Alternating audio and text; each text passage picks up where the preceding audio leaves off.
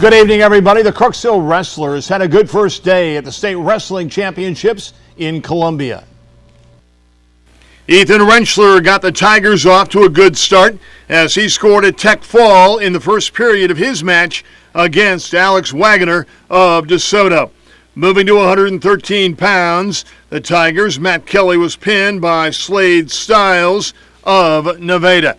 Good match at 120 early on between Crooksville's Brandon Beeler and Trenton Gross, but Beeler was pinned right at the end of the first period.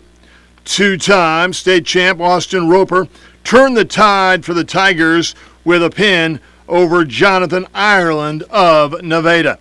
The pin parade continued as three-time state champ Justin Van Hoos would get a fall in the second period against Dalton Tipton of Smithville. Moving to 152 pounds, Chris Hooper had a battle on his hands with Joseph Whittington, but the senior won by decision 4-0.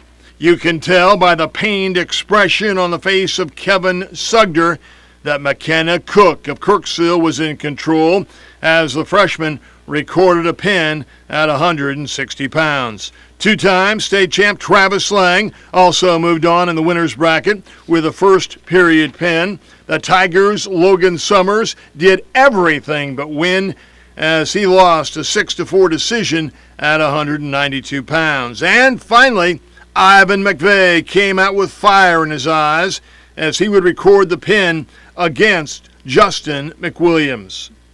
In action from the 2A State Wrestling Tournament in Iowa, here's Johnny Mangano.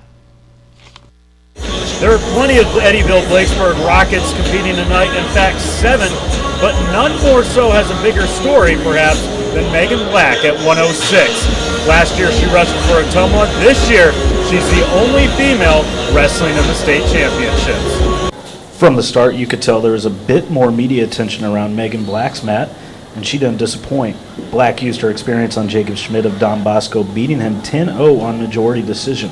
And if you were a Rockets fan, tonight was the night for you. Blake Morolf pinned his opponent 24 seconds into the third period. Morolf is now an unbelievable 47-2 on the year.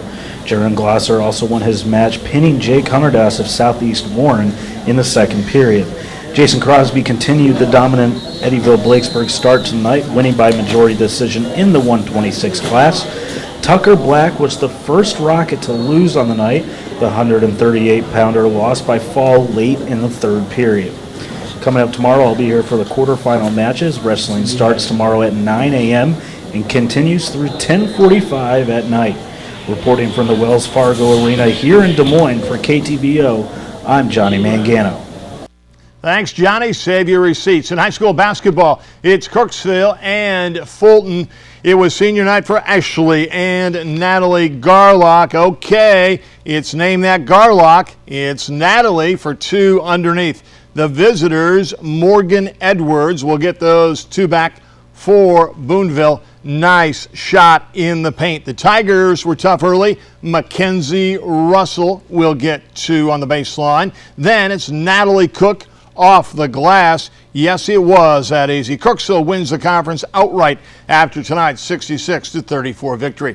In boys basketball playoff action in Iowa, it's Pekin and Van Buren. Pekin and White Tater Club can't get it to fall, but he stays with it and scores. Then it's Van Buren's Elliot Remick with the drive. Nate Bush took notes. Great game tonight. Van Buren wins it 64-58.